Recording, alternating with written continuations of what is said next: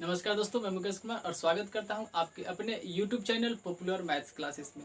तो दोस्तों, आज मैं इस वीडियो में आप सभी को बताने वाला हूं माध्य, माध्यिका, बहुलक और प्रेशर कैसे ज्ञात किया जाता है।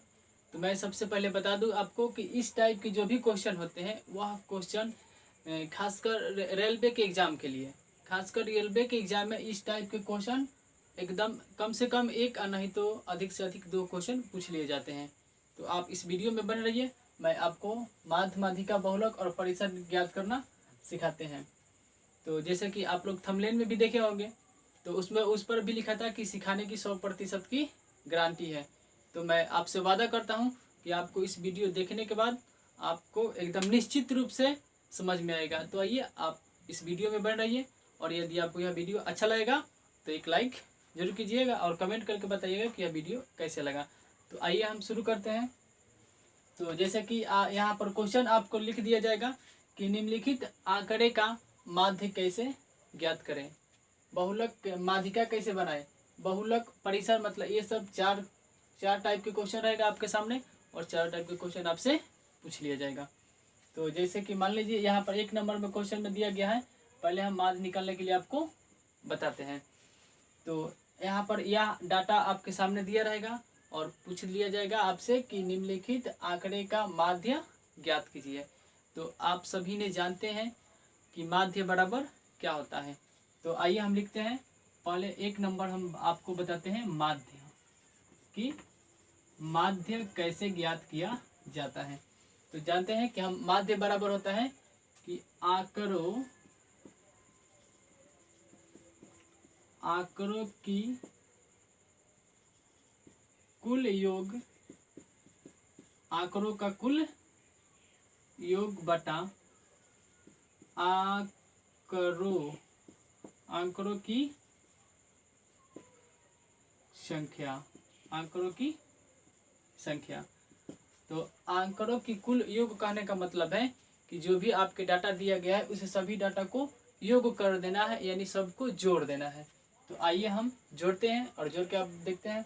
जैसे आइए हम सबको जोड़ते हैं। 8 और 0 कितना हो जाएगा? 8 होगा। 8 और 3 11, 11 और 3 14, 14 1 15, 15 और 7 22, 22 और 4 26, 26 और 1 27, 27 और 4 31, 31 और 4 35, यानी इसको कुल योग कितना हो गया? 35 हो गया। 35 और उसके बाद आंकड़ों की कुल संख्या। तो आंकड़ों की कुल संख्या कहने का मतलब है कि यह आपके डाटा जो है कितना है। तो काउंट कर लीजिए 1 2 3 4 5 6 7 8 9 10, यानी आंकड़ों की कुल संख्या कितना है आपका? 10 है। तो जब आप इसको डिवाइड करिएगा, भाग कीजिएगा, तो 3.5 आ जाएगा। यानी आप जो क्वेश्चन दिया गया इस क्वेश्चन का माध्य 3.5 हो गया। तो इस प्रकार से हम माध्य ज्ञात करते हैं।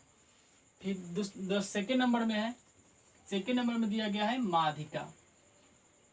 तो आपको माध्यिका जो है, माध्यिका ज्ञात करने के लिए आपको एक बात याद रखना बहुत जरूरी है।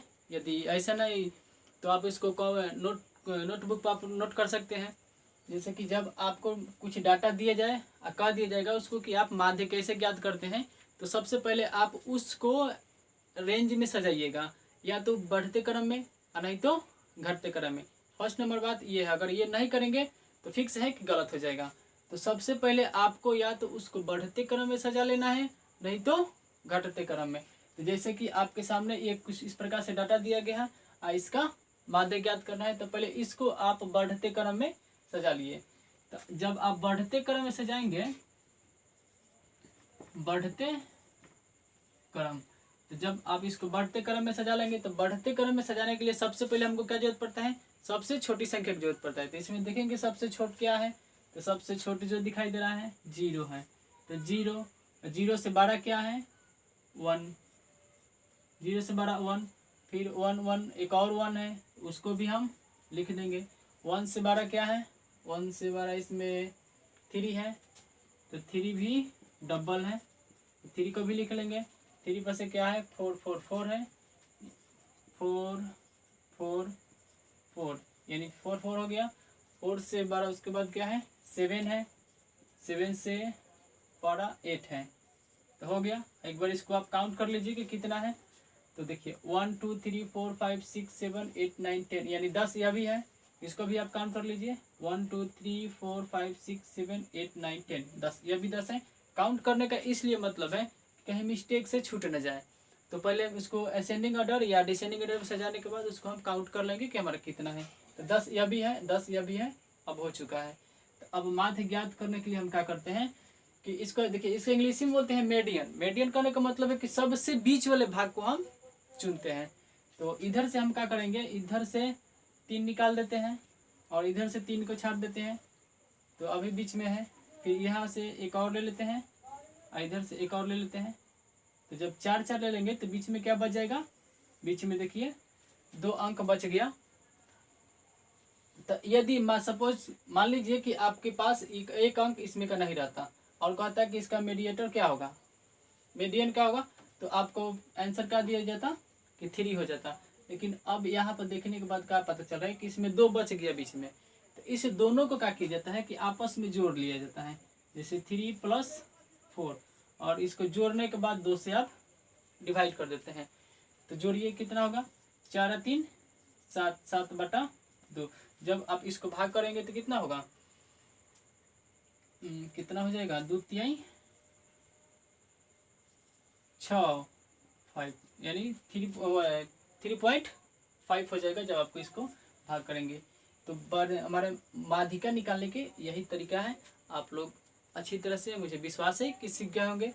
सबसे पहले उसको बढ़ते क्रम में सजाएंगे। बढ़ते क्रम में सजाने के बाद इधर से जितना अंक छाटेंगे उतना अंक इधर से भी छाट लेंगे। बीच में जो बच जाएगा, एक अंक बचेगा तो ही हमारा माध्य हो जाएगा। यदि 2 अंक बचता है तो दोनों को जोड़ के 2 से भाग कर देंगे, जैसे कि आप लोग यहाँ पर देख चुके हैं। तो इसका माध्य कितना हो गया, 3.5 हो गया। और तब आइए हम आपको बताते हैं कि बहुलक कैसे ज्ञात किया जाता है। तो बहुलक ज्ञात करने के लिए हम थोड़ा सा बोर्ड को साफ कर देते हैं। तो इसको साफ कर दिए, उसके बाद लिखेंगे हमको क्या चाहिए अब 3 नंबर में बहुलक। बहुलक बनाने के लिए बस आपको कुछ नहीं करना है, केवल बहुलक को समझ जाइए। आपको इस पेन की जरूरत नहीं पड़ेगा, केवल आप मेरे बात को ध्यान से सुनिए। बहुलक का मतलब होता है कि इस आंकड़े में यानी इस डाटा में जो बहुत बार आया होगा संख्या, वही आपका बहुलक कहलाएगा। तो क्या आप बताइए कि इसकी पेन की जरूरत है। आप इसको देख कर ऐसे देखेंगे और देखने के बाद आप क्या कर सकते हैं, बता सकते हैं कि इसमें का बहुलक कौन है। तो आइए देखिए। तो इसमें देखिए सबसे अधिक बार कौन संख्या आया है। तो देखिए, तो इसमें 8 कितने बार है, 1 बार है, छोड़िए 0 3 2 बार है, 1 भी 2 बार है, 7 1 बार है, 4 3 बार है। 4 कितना है, 3 बार। देखिए 4 एक यहाँ पर है, एक यहाँ पर है, एक यहाँ पर है, यानी सबसे अधिक बार क्या आया है 4। इसलिए हमारा बहुलक क्या हो गया 4। यह सबसे इजी है और यही आपका आंसर हो गया। बहुत इजी है, आप इसको देख के बता सकते हैं। तो इसी तरह हमारा बहुलक भी बनता है। तो अब आइए हम निकालेंगे परिसर। तो परिसर के लिए आप लोग जानते हैं, चौथा में हम लोग सीखेंगे कि परिसर कैसे ज्ञात किया जाता है। तो जैसे कि परिसर में आप लोगों को देखना होगा कि परिसर बराबर क्या होता है। परिसर बराबर होता है बड़ी संख्या माइनस छोटी संख्या। बस हो गया, बड़ी संख्या माइनस छोटी संख्या। तो इस आंकड़े में आप देखिए कि सबसे बड़ी संख्या क्या है। इस आंकड़े में देखिए सबसे बड़ी क्या है। तो सबसे बड़ी देखने पर क्या पता चल रहा है कि 8 है। तो सबसे बड़ी 8 हो गया माइनस। और सबसे छोटी क्या है, तो सबसे छोटी 0 है। क्या कर लेंगे 0 और इसको माइनस कर लेंगे। 8 में से 0 गया 8, यही आपका क्या हुआ परिसर हुआ।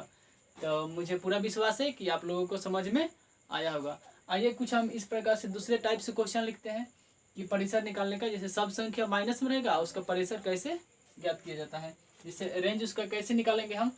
तो जैसे कि मान लीजिए हम आपके सामने कुछ इस प्रकार से क्वेश्चन लिख दे रहे हैं। जैसे रेंज निकालने के लिए क्वेश्चन लिख रहे हैं कि -2 -3 -5 -5 -4 और -1। आपको इस प्रकार से डाटा दे दिया गया और आपसे पूछ लिया जाएगा कि इसका रेंज क्या होगा। आप इसका रेंज कैसे निकलेगा, यानी इसका परिसर हम कैसे ज्ञात करेंगे। तो हम लोग जानते हैं कि परिसर बराबर क्या होता है, परिसर बराबर होता है बड़ी संख्या माइनस छोटी संख्या। तो इसमें देख लेंगे सबसे बड़ी। अब देखिए दो सभी संख्या इसमें पूरा का पूरा डाटा जो है सब का सब माइनस में है। तो सब जब माइनस में है तो बड़ी संख्या पहचानना और छोटी संख्या पहचानना, इसमें एक ट्रिक होता है क्या कि जो देखने में सबसे बड़ा है वो सबसे छोटा कहलाता है, और जो देखने में सबसे छोटा है वही संख्या आपका सभी सबसे बड़ा होता है।